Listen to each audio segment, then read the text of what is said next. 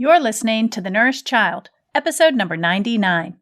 With 45 million kids participating in organized sports, there's bound to be some misinformation, especially when it comes to what athletic kids eat. From carbs are bad and your child needs to be on a special diet, to the role of chocolate milk and sports drinks. Today, we're going to set the record straight on the confusion and misinformation parents and coaches and players are hearing about what to eat and why. But before we get going, let's cue the music.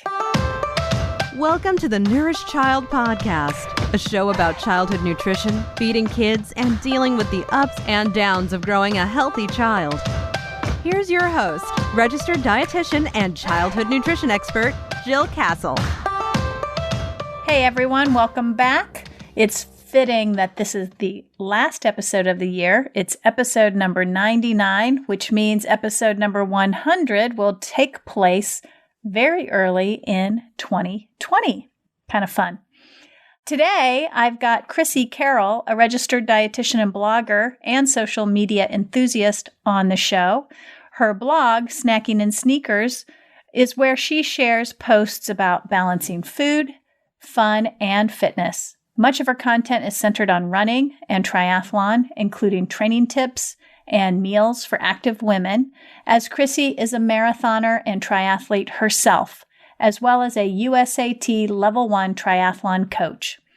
She wrote the book Eat to Peak, Sports Nutrition for Runners and Triathletes, and I am so happy to have her on the show today. We're going to be talking about breaking down and debunking 9 common beliefs around youth sports nutrition. We'll be chatting about sports nutrition from a youth, growth, and developmental perspective, and hopefully we're going to leave you with fewer questions and more clarity. You can find today's show notes and all the links over at jillcastle.com/099. That's 099 for episode number 99. But first, before we dig in, let's hear from our sponsor.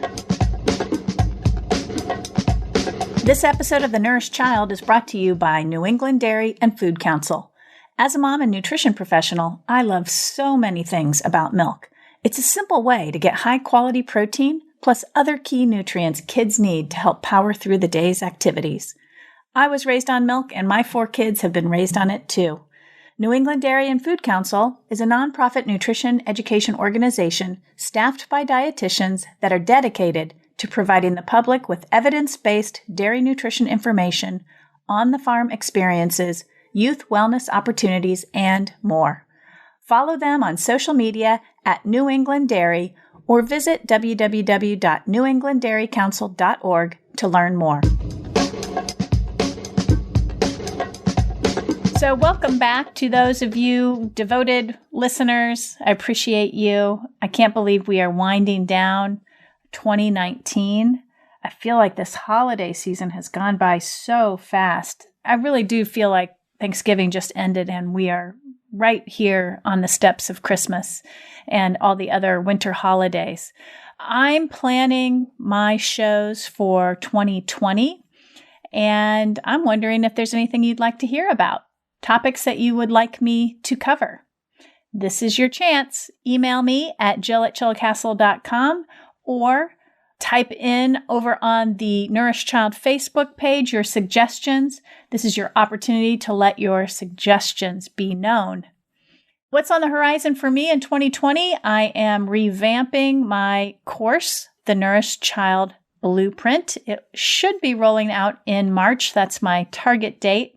I am really working on that hard through December and January. Currently, I'm in the process of reviewing applicants for my Thrive Mastermind program. So if you're out there listening and you want to apply to the program, we start January 16th. I start with a brand new group. It's a 6-month program focused on business and the business of running a pediatric practice or pediatric business. So that's there. And the other thing I would tell you to do is get on my newsletter. I love that you follow along on Facebook or Instagram and any of the other social media platforms. But the truth is, those big platforms control everything you see from me. So if you want to stay in the loop, your best bet is to get it directly from the source, which is my newsletter or my website. Now, let's get talking to Chrissy. I'm going to bring her on the show. She is, again, a registered dietitian and blogger. I'm super excited to have her with me. This is less of an interview and more of a chit chat between the two of us. We're going to review 9 myths, and let's not delay. Here's Chrissy. Hey, Chrissy, welcome to The Nourished Child. Hi, how are you? I'm good. How are you feeling today? I'm doing all right. It's been a little bit of a rough morning here, but I'm doing good. Good. What's happening in your world? Oh, goodness. Yeah. I mean, today, snow day, delay, and child who's sick and whatnot. But outside of that and work, everything is going well. Writing great nutrition articles about sports nutrition and food and fitness and just loving what I do. Awesome. So share with the audience, who you are, what you do. I've done your formal introduction, but it's always fun to hear from the guest, personal stuff, as much as personal as you want to be, and then really what you're doing in the world of sports professionally. Sure. So I'm Chrissy. I am a registered dietitian, certified personal trainer, and USA Triathlon Level 1 coach. I work primarily in the online space, running a couple of blogs. The primary one is Snacking and Sneakers, which is for active women, kind of with an eye towards runners and triathletes. So we post lots of great recipes and helpful training plans, and then cover a lot of sports nutrition content, just kind of dispelling some of the myths out there about sports nutrition and providing helpful information for people to be able to optimize their performance. You're an athlete, right? I am, yes. I am a runner and triathlete. So when did you get into, how do you say that? Triathleticism. I'm going, wait, what's the word for that? Oops. Yeah, it's kind of a funny story. So I actually, when I graduated college, I had been dating my college sweetheart at the time, and we broke up, and I was kind of floundering around trying to figure out something to do. And I was like, I'm going to do a triathlon just out of spite. So I started training for my first race. It was definitely not structured training. I would ride my bike around the Walmart parking lot because I was too scared to ride on the roads. I would swim in my apartment pool. Like, there was definitely not very much structure to this, but I crossed that finish line. I think I did my first one back in, it was either 2008 or 2009. And I just loved it. The feeling of crossing the finish line was just incredible. So yeah, ever since then, I've kept up with it. I do sprint and Olympic distance try. And then for running, I do anything from 5K to marathon distance. Wow, that's awesome. So this past weekend, my oldest daughter lives in the city now. She's working there, and she participated in the Big Apple half marathon. So my husband and I went in to watch her run that. And I've done one half marathon in my lifetime, and I was like, okay, that's good. Off the checklist, bucket list, item done, cross off. It's kind of like the same story with ziplining. I was like, okay, I did that once. I don't ever need to do that again. But it was really fun watching my daughter run. And I thought to myself, I don't think she really did some planned training for this. I think she literally just went out and, had a couple of 5 to 8 or 9 mile runs here and there, because that's what she does for her workout. But the actual training for a marathon or training for a triathlon, help listeners understand the difference between, really thinking about your training and preparing for that event versus just being sort of like, oh, I think I'll run a marathon in 3 months and running a little longer a couple of days a week. Yeah, so I think there's a structured element to it that really helps. And when you have a training plan that's progressive in terms of you have some specific short runs that you're doing during the week, and then generally you have a long workout on the weekend. For running, it's just going to be a run. For triathlon, usually it's going to be either a long bike ride or maybe a brick workout where you're doing a bike and then run. And generally the training plans, you'll increase for 2 to 3 weeks, and then you'll have a drop down week where you're doing less volume, you allow your body to recover a little bit, then you ramp back up after that. So when you train kind of in that strategic manner, it helps your body with the adaptations for being able to get to the race and feel fully prepared. And there's different types of plans out there, right? So you can train for a marathon on 3 days a week of structured training, or if you're super intense and advanced and you're working on maybe qualifying for Boston, you're probably going to be running more like 5 to 6 times a week. So just depends on your overall goals and kind of your plan for everything. Okay. So when we think about that, I'm sure nutrition has such a huge role in all of that structured training. And explain sort of the role of nutrition overall when you're talking about athletic performance and specifically training for an event. Sure. So I think that, nutrition, it's key for fueling as far as before your activity, during your activity, and after your activity. But even more so, I think people get really tied up in, oh, I'm going for a run. Like, should I have a gel? Should I have a waffle or a shot block? Like, what should I have? And that's great. Like, it's good to figure all that stuff out. But even more so, that everyday nutrition is, I think, the key part of it that maybe people gloss over. And that's really going to help to like support all those training adaptations and to keep your immune system up and really to support your overall several months of whatever you're doing. That applies to whether you're a runner or a triathlete or whether you're a high school athlete, on the football team or something. It's kind of that everyday nutrition that I think is maybe a missed piece sometimes. Yeah. And, I agree with you. In the athletes that I work with, we're just basically working on that everyday eating because that's the piece that's oftentimes not in a good place. Yeah. Do you find that same thing? Yeah, definitely. When we think about young athletes, and we'll kind of focus our conversation, we're going to talk about these 9 different myths around sports nutrition, eating, kids. There's a lot of stuff floating out there. And for you listeners out there who might not get your myth or your question answered, make sure you pop those into the Nourished Child Facebook page and we'll follow up and try to get those answers to you. But I think don't you think, Chrissy, we got a good representation of some of the most common myths that are circulating? I think so. I think these are all the things that come up, both with kids and adults. I think that they're very, very common. Yeah, yeah. So, but briefly, when we are talking about like the high school athlete, there's a couple of different levels that I see.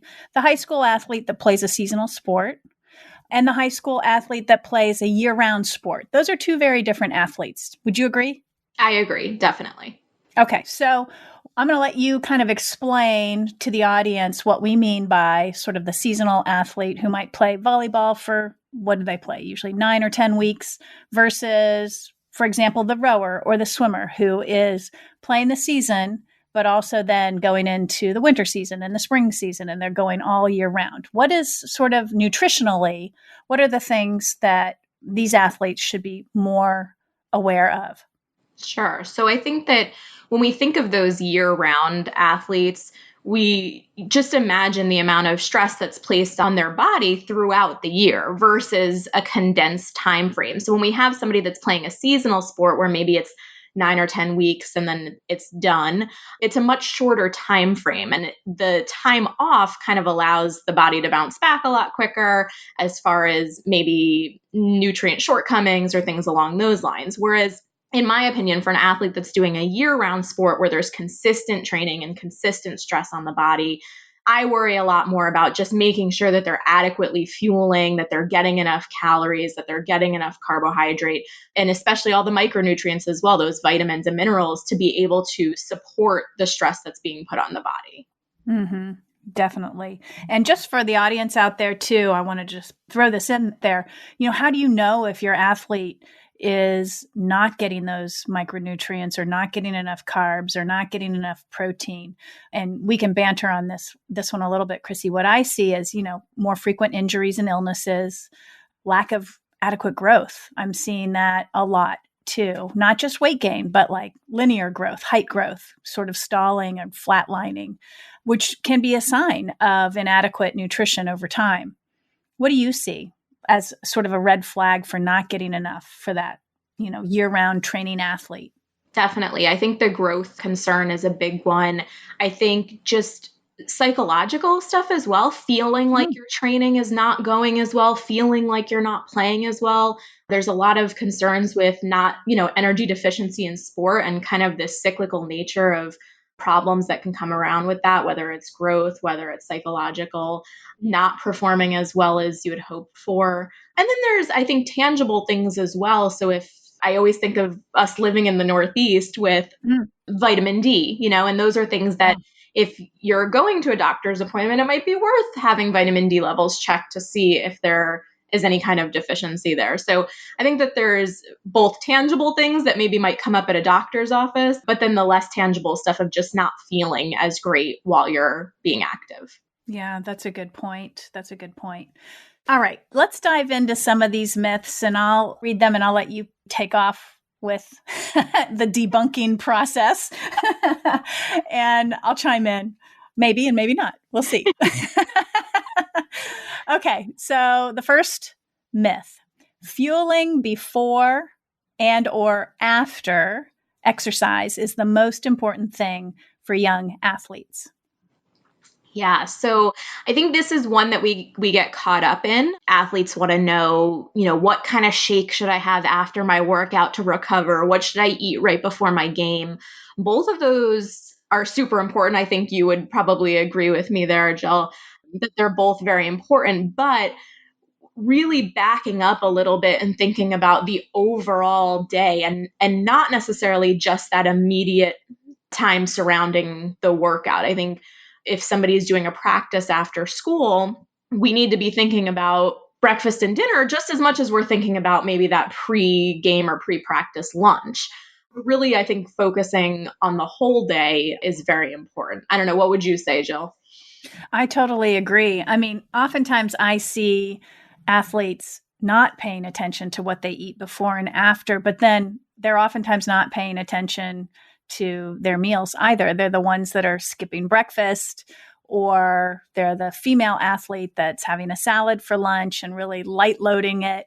Then they're pigging out at night when they get home. They're starving. They have a huge dinner and they're just basically eating till they go to bed.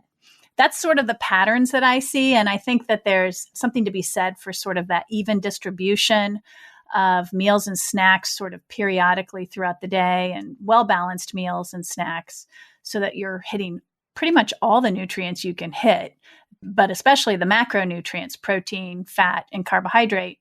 I think I spend a lot of time talking about distribution, trying to really even out the day and distribute those nutrients across the day as opposed to just paying attention to right before or right after.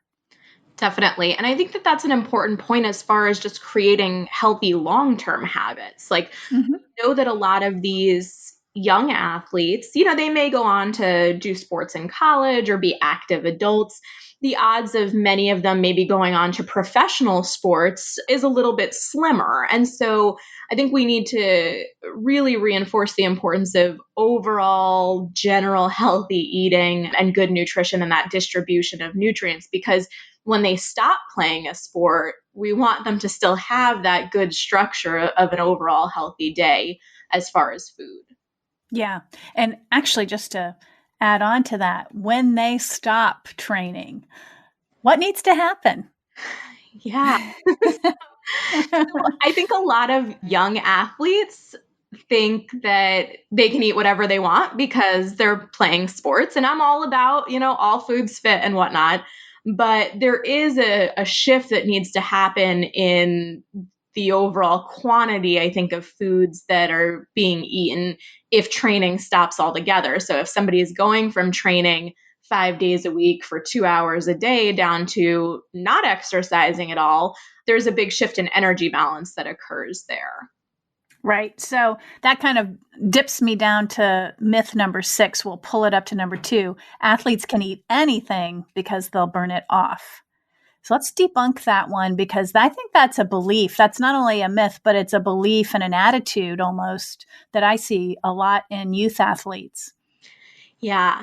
I see it in adults too, both adults and youth. The mentality that, well, I'm burning all these calories, I'm out there being super active, so I can eat anything I want. And I think that there's a couple of issues here. The first being that then when you stop being active, it's Right. hard to adjust those habits that you That's right. get into.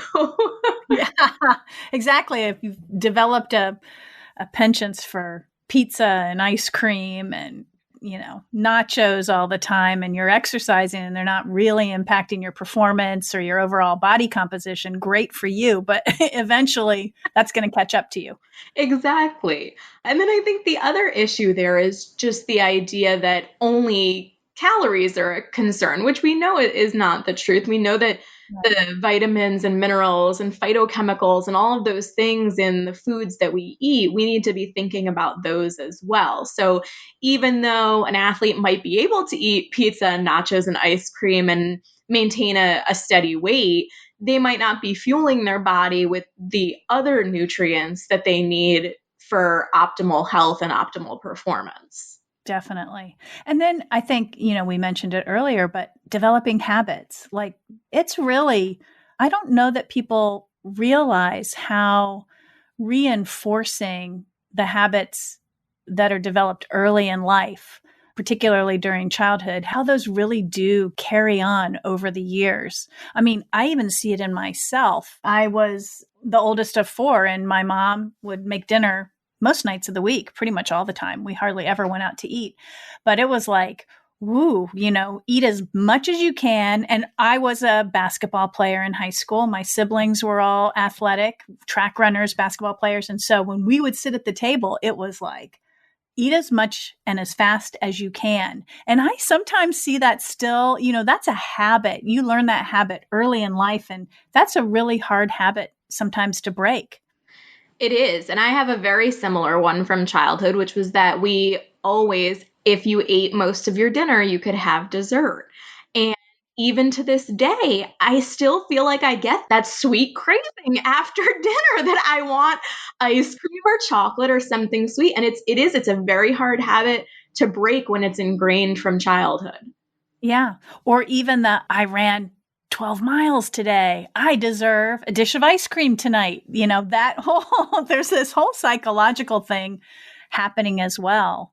So just for the listeners out there to realize that, all of the eating patterns that are developed that your athlete might be, practicing on a day-to-day basis, those are habits. They're developing habits that they'll stick. Yeah, I completely agree. Okay. All right. So the third myth, you need to go keto, plant-based, paleo, XYZ diet for the best athletic performance. Yeah, this one's a big pet peeve of mine. I think that there's two sides here, right? So there's teen athletes that are maybe seeing these things in the media, thinking that they need to pick up one of these diets in order to perform best. They see so and so role model maybe eating that way, and so they think that they need to do that. And then there's also the issue of maybe parents that are eating that way, and whether or not they're encouraging the whole family to eat that way. We know that, kids, teens, they pick up on what their parents are doing and they kind of understand what's going on there. So I think the point I really want to get across here is that you don't need any kind of extreme diet in order to perform well. Most of the sports nutrition research out there shows that a general overall balanced diet, that includes room for treats sometimes, and it includes lots of nutrient dense foods that have fat, protein, and carbohydrate. That type of diet is really the best for optimal performance. I think that there's a lot in the media these days about both keto and completely plant-based. And while that may work, if it is, more power to you.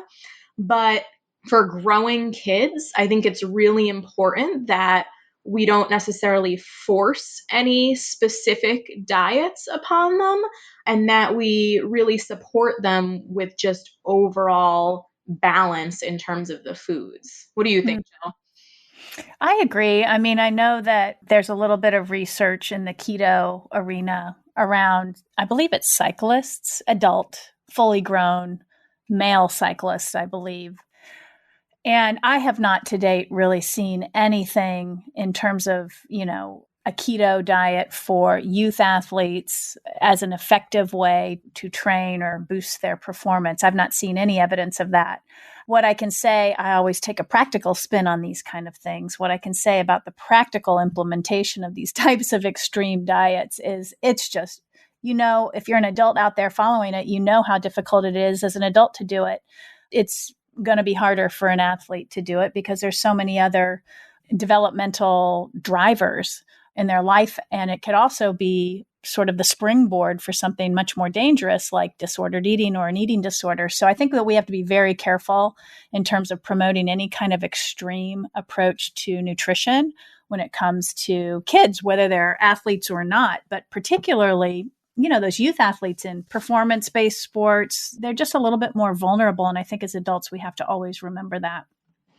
Exactly. And I think that when we do consider some of these eating patterns, so, a vegan diet, for example, when we consider cutting out things like dairy at a time when a youth athlete's bone health is particularly important, it puts them at potential risk if we're not addressing for those. And some people may, that's wonderful, but some people may not know how to properly address for the lack of calcium and vitamin D from those. And, similarly on the flip side, something like a keto diet, if it's not structured properly and the child's not getting enough fiber from, vegetables and fruits, they may have issues with constipation or GI problems.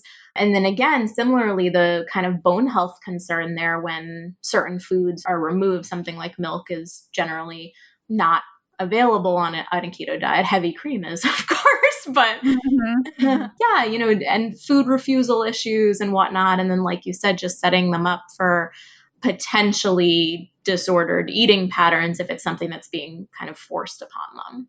Yeah. I've had several athletes over the last few recent years who've had multiple fractures, and their diet is always deficient in calcium and vitamin D. So I think if you're a parent out there listening and you have an athlete, calcium and vitamin D, as you said, Chrissy, is so important, particularly during the developmental, teen years. So it's important that, if you're taking anything out, you must replace it. You must find a replacement. The only other thing I wanted to say, and I'm probably going to get in trouble for saying this, but I love Tom Brady and I love the Patriots. I'm an unapologetic fan. However, I have always been skeptical of his nutrition practices. And I've always sort of just wondered how does he do that? Yeah, I don't know. I have very big issue with some of the things that he promotes. Again, if it works for him, that's wonderful. I think that there's a lack of science behind a lot of the concepts in his personal diet, but I don't believe he follows it. I'm such a skeptic. I'm like, I can't believe that is something he executes every day. You need to do an expose. I know. That's why I say I'm probably going to get in trouble for saying that. But I love you, Tom, if you're listening. And I would love to have you be a listener. So I can help you with your kids. No. All right. So extreme diets, extreme restriction of anything, calories, protein, carbs, fat, promotion of it, restriction of it, probably not a good idea for those young athletes, again, who are developing eating patterns and attitudes and understanding how their body works. It's probably not a good idea. Let's move on to the next myth. I think this is number 4. Controlling weight is key for performance. So there's always this little message, and I hear it from my track athletes and my runners. Being at a lighter weight means that I'm going to be faster. Yeah, it's really tough. I think especially for runners. We also see this obviously in the aesthetic kind of sports too, like ballet and things along those lines. But swimming.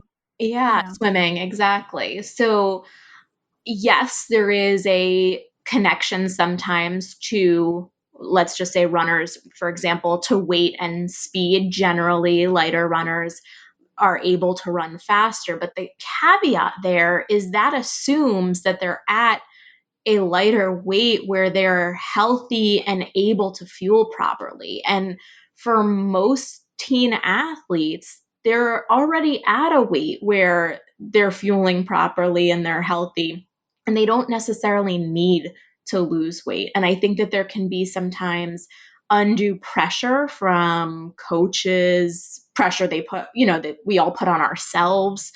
And really, when we start focusing too much on weight, I think we get into this dangerous territory of potential body image issues, potential disordered eating, and then even more so, red S, relative energy deficiency in sport, where they're cutting calories so low that they're not giving their body enough to potentially fuel it. And it just leads to a ton of negative consequences there.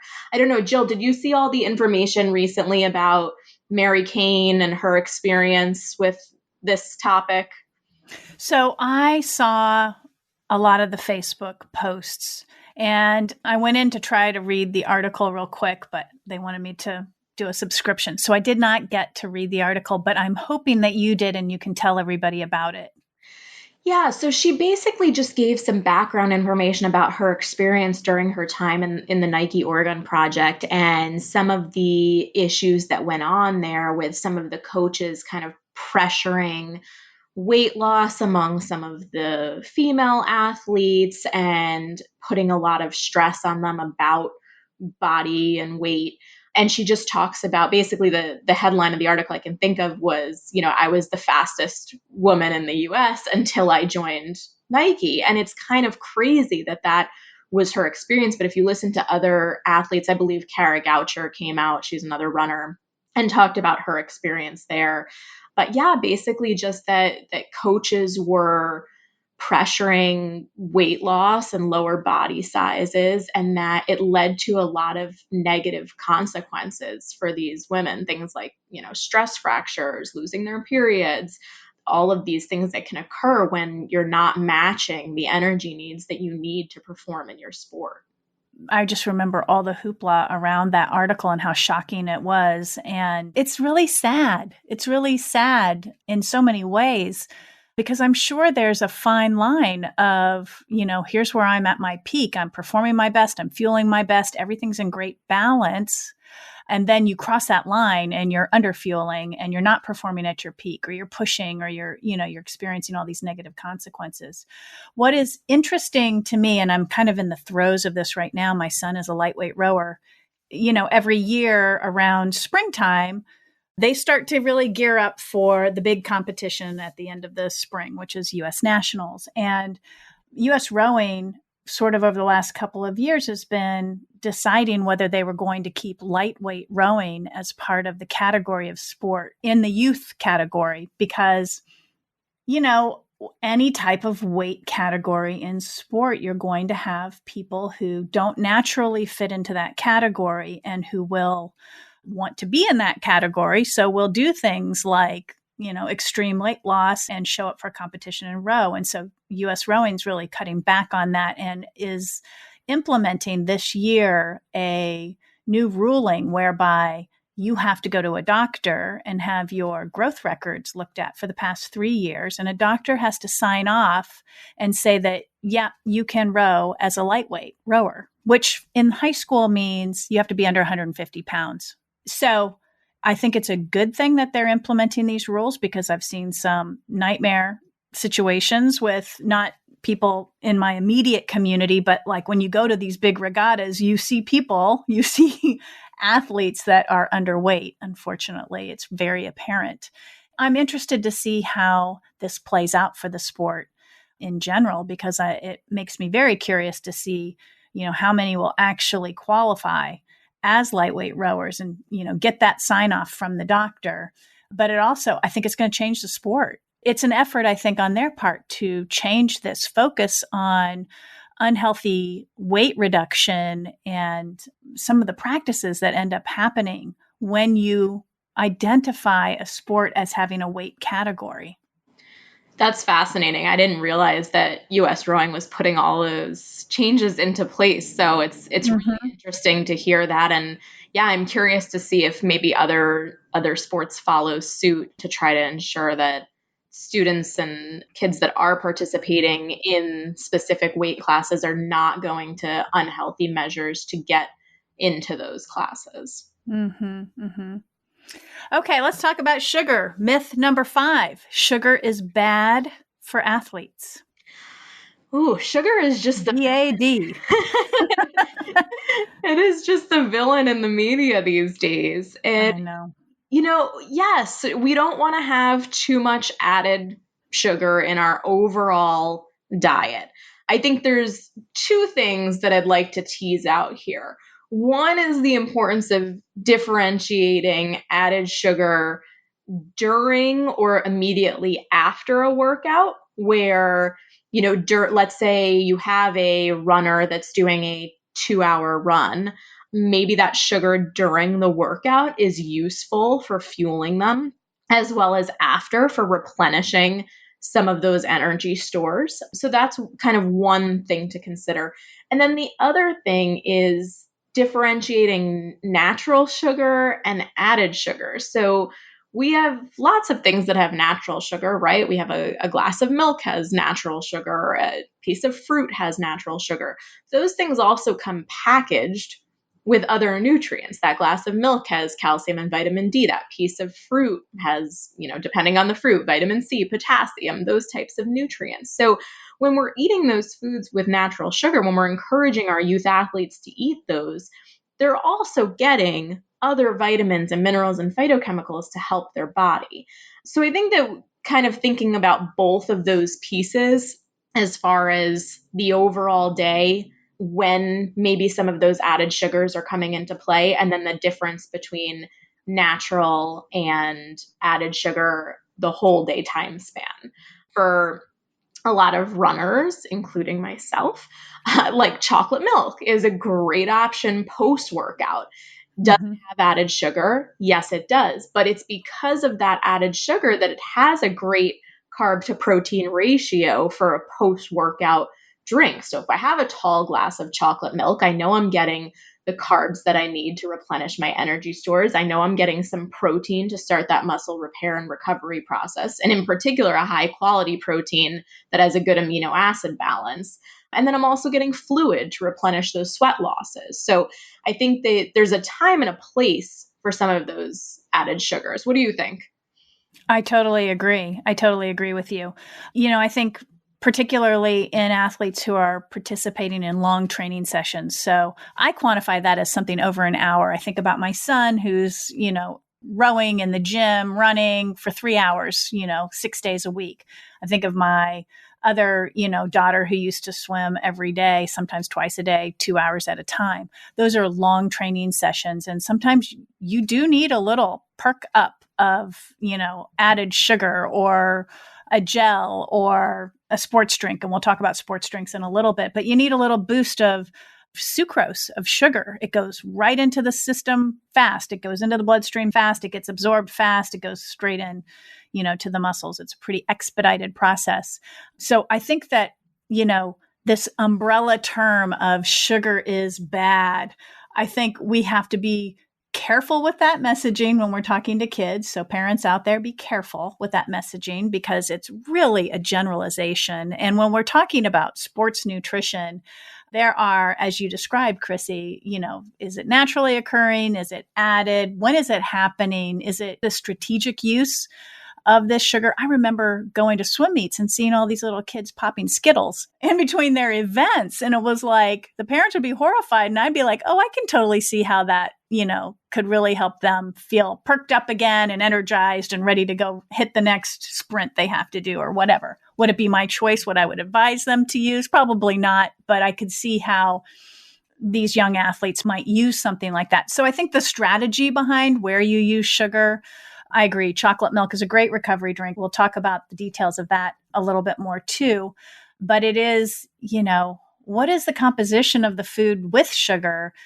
Is it packaged with other nutrients? Does it have a strategic role? Are you using it for recovery? Are you using it for a boost mid-exercise? I think there's so many things we have to think about. So to put it under that umbrella, sugar is bad for athletes, I think is just a little too general. I agree. And I think it gets to that kind of black and white thinking about nutrition. So, like I love cookies and that's okay. It's okay that I like cookies and I want to eat them sometimes. Overall healthy diet, like that's an okay thing. And I think trying to avoid these very extreme, very black and white statements about nutrition is just important for a lifelong of a healthy relationship with food. Mm-hmm. Most definitely. Okay, let's move into protein powder. So myth number 6, you need protein powder to gain muscle. This is something a lot of male teen athletes believe. Yeah, there's a lot of marketing around some of the protein powders that make it seem like, they're the be all and end all and you have to have them. So I think that protein powders can be potentially useful. The thing that I like to get at is that protein's found in a lot of foods, right? So it's found in chicken and beef and dairy and plant-based sources. There's a lot of different sources of protein out there in whole foods. And for the most part, when it comes to an overall healthy diet and even recovery, we can meet our needs through those whole foods. We don't have to necessarily buy an expensive protein powder. Now, if, in my opinion, and you can tell me if you disagree or not, in my opinion, I think if a high school athlete finds something like a plain protein powder useful, maybe they are running from one sport to another, or they are going to the gym and it's late and they need something after that. Sure, I think it's okay to use something like that. I'm a fan of whey protein just as far as the amino acid content goes. But I think that it's also important if they are going to choose something like that to avoid a lot of like junky ingredients, really read the labels on there. And then particularly for athletes that kind of high level youth athletes, college athletes, making sure that you're choosing something from a reputable manufacturer. So whether that's NSF certified or Informed Choice or Informed Sport, one of those kind of credentials or certifications that ensures that the manufacturing practices are sound there. But I don't know, do you agree about potentially using it, or are you anti? I want to hear your thought. Yeah, no, I'm not anti. Oftentimes what I will, point out to my athletes that I work with is they don't really have a sense of how much protein they're already consuming from the foods they typically eat. And they're usually over the mark.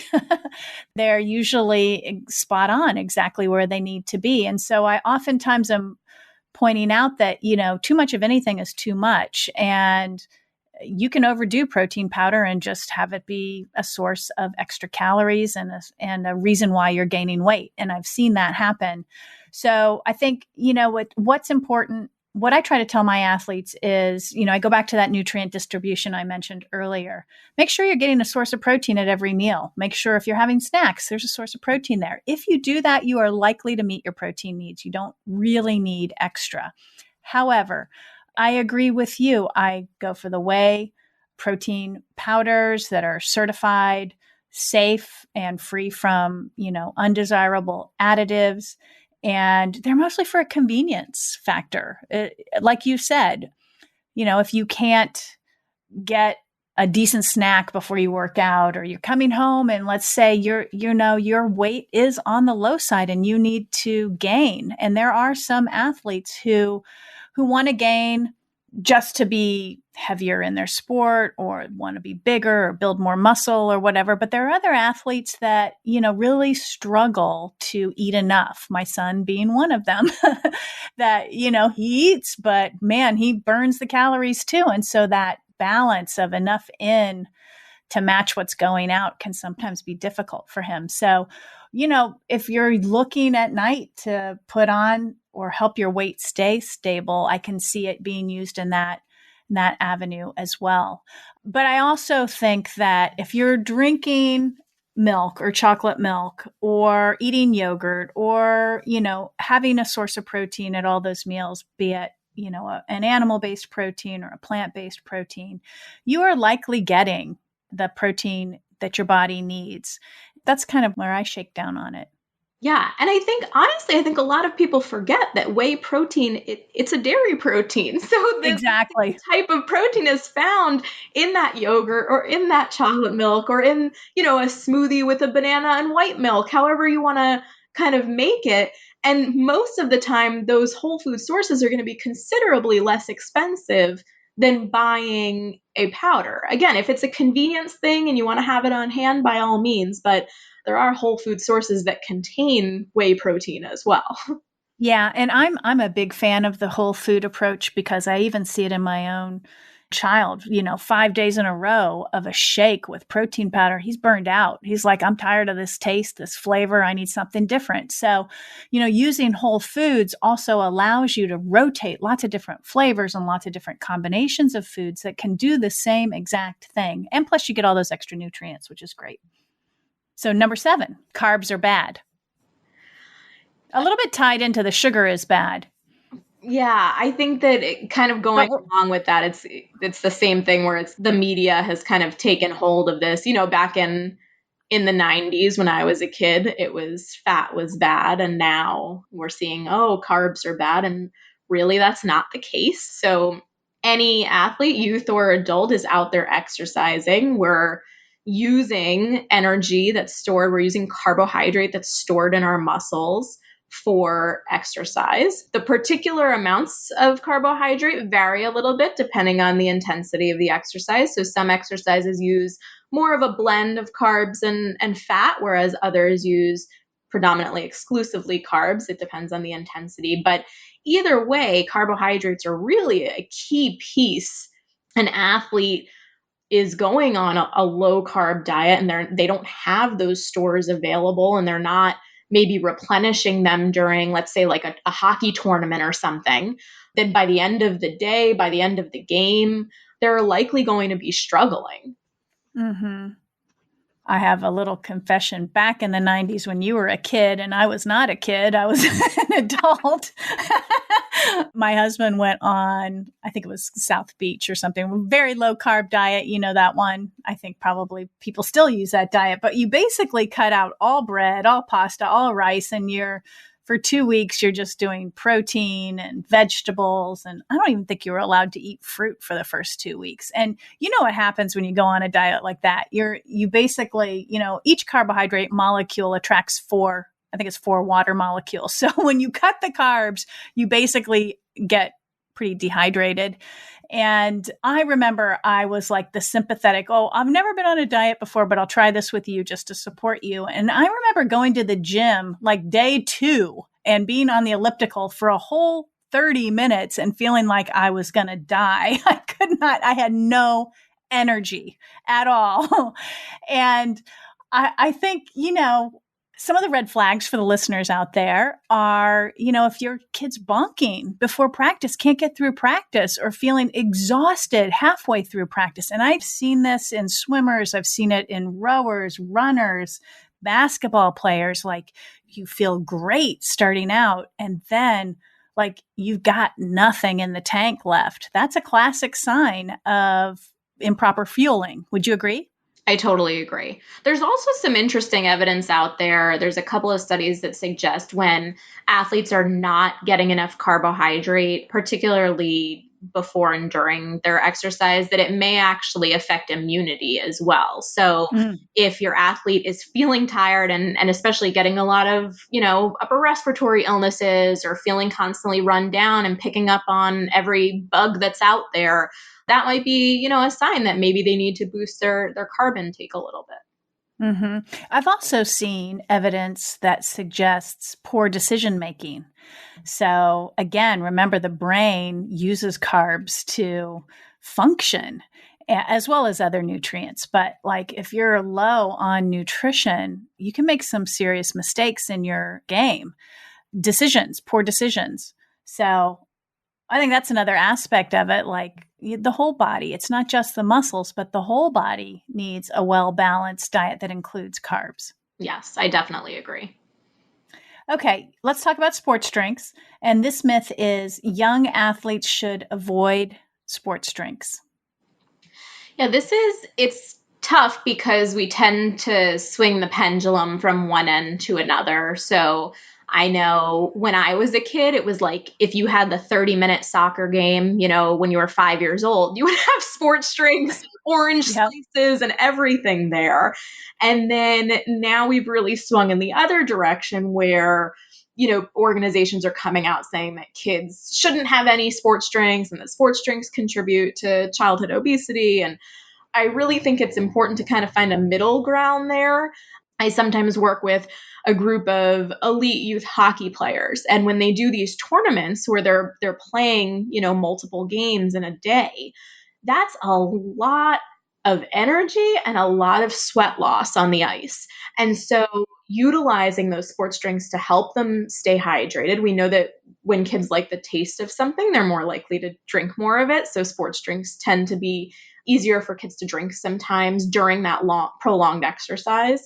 So it helps them stay hydrated. And it also does provide, like we talked about earlier, some of that strategic sugar that can help keep the energy levels up. What are your thoughts? I agree. I have sort of developed my own little cutoff here, and I don't know if it complies with what everybody else is saying, but I always tell my athletes, if you're out there exercising for less than an hour, you're under 13 years of age, you probably don't need a sports drink, because kids under 13, they don't sweat a lot.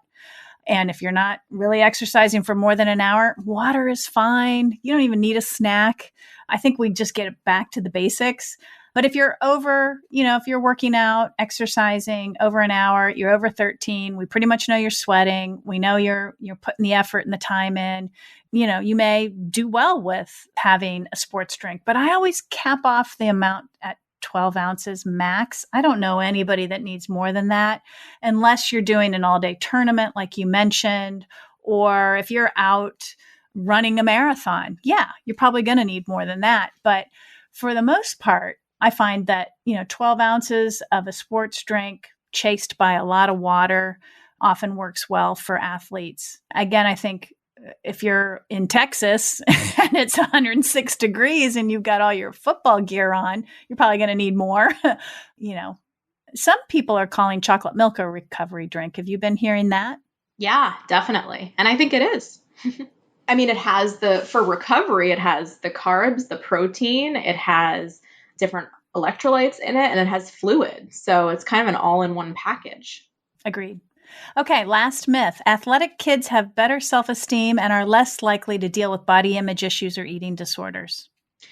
That's a great question. So I would watch out for any major shifts in eating patterns. So if your child says that I don't eat that anymore, I'm on this diet, anytime that they adopt a diet, it doesn't necessarily catch your attention. Yeah, exactly. It should catch your attention.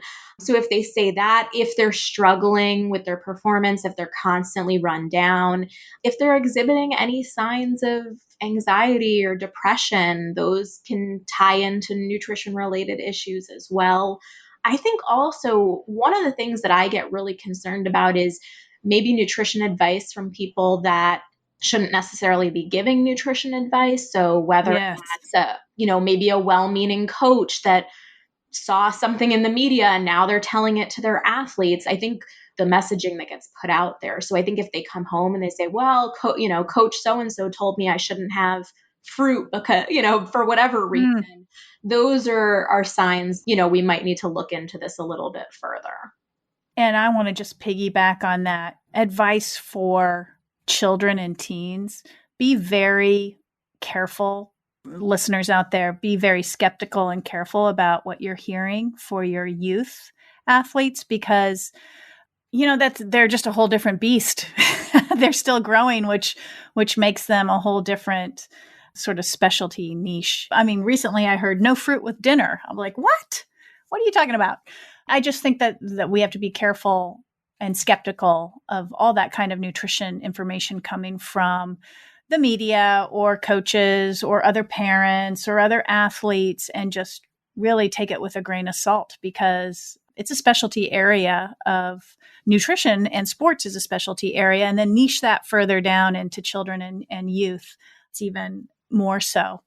I do want to circle back though, because Chrissy, I know you work with female athletes, and I want to touch base just really quickly on not getting a period. Yeah. So I think it's one of the things that can happen if you're not meeting your energy needs. Occasionally there's other issues with it, but in youth athletes, if we see that an athlete is not getting their period, it is generally an indication that they may not be meeting their calorie needs. So they're just not eating enough during the day. And I think that that's a scenario where it may intentionally being done as a part of a disordered eating pattern, or it may simply be that there's not an awareness there that more calories are needed. So I think it's something, either way, something that should be addressed. And how fast should athletes and their families address this? I mean, how long should this be going on? Because this is one of the questions I get from some of my clients, well, this has been going on for 6 or 8 months and the doctor's not concerned about it. And I'm sitting there thinking, I'm very concerned about that. Like, that's, to me, for a female to have their period, that's the sign that their body is working. Yeah. And I mean, I think it depends on kind of their normal pattern as well, because some women do have maybe irregular periods and just naturally, as part of their genetic makeup, maybe that's the way that their body works. But for a teen girl that has regular periods, I mean, I would want to address it pretty rapidly. If there's, 2 months, 3 months of a missing period, that would be an indication to me that we need to think about this from a nutrition side of things and see what we can do here, try to get our energy levels up and try to make sure that we can kind of re-regulate the cycle. What do you think?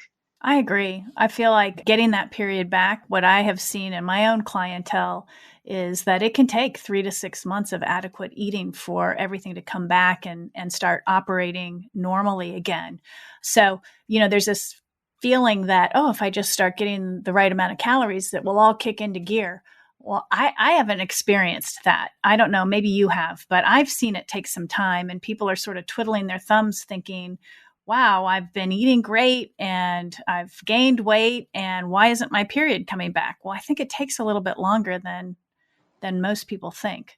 Yeah, I agree. I think it's not an immediate thing. It generally takes a while for everything to kind of re-regulate. I don't know if that's a word, but to regulate itself.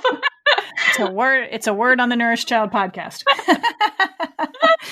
Well, Chrissy, thank you so much for coming on the show and discussing these myths with me. What's up next for you? Yeah, I am just hanging out over on my blog, trying to get a lot of great content up, especially, we're recording this here in December, so I'm trying to get some great content up for New Year's, all the, the New Year's resolutions kicking in. If you want to train for your first 5K or first triathlon, we've got lots of great training plans over there for you. That's awesome. I actually just picked up a Learn to Row program. So that's been my latest thing for the last 3 weeks. I've been learning to row twice a week, and it's been a lot of fun. Huge challenge. Yeah. So where can people get in touch with you? Sure. So if you want to visit the website, it is snackinginsneakers.com. I am also on Instagram, Pinterest, and Twitter at Chrissy the RD, and you can find me on Facebook at Snacking in Sneakers. Awesome, Chrissy. Thank you so much for coming on today. It's been fun to chat with you. A lot of giggles. Yes. Thank you so much for having me, Jill. I appreciate it. You're welcome. Thanks, everyone, for listening in. I think Chrissy was so fun to have on the show. We had lots of giggles before we even started, so that's always fun. But I have to ask you, what myths are you hearing out there? Did we clear them up for you? Do you still have questions? If you do, head over to the show notes at jillcastle.com/099 and type your comments in the comment box, or go to Facebook, go to the Nourished Child page and write your questions there. If you like the Nourished Child, be sure to subscribe on Apple Podcasts or on one of your favorite Android apps. You can rate the show and review it. Both are truly appreciated. Up next on the Nourished Child is me, and I am talking about your best food parenting year ever. It will be the 100th episode of the show and the first show of 2020. I hope you'll join me. Thanks as always for tuning in, and remember to give that child in your life, that young athlete, a loving squeeze today. Bye for now. Thanks for listening to the Nourished Child Podcast, where the #1 goal is to help you grow a nourished child inside and out.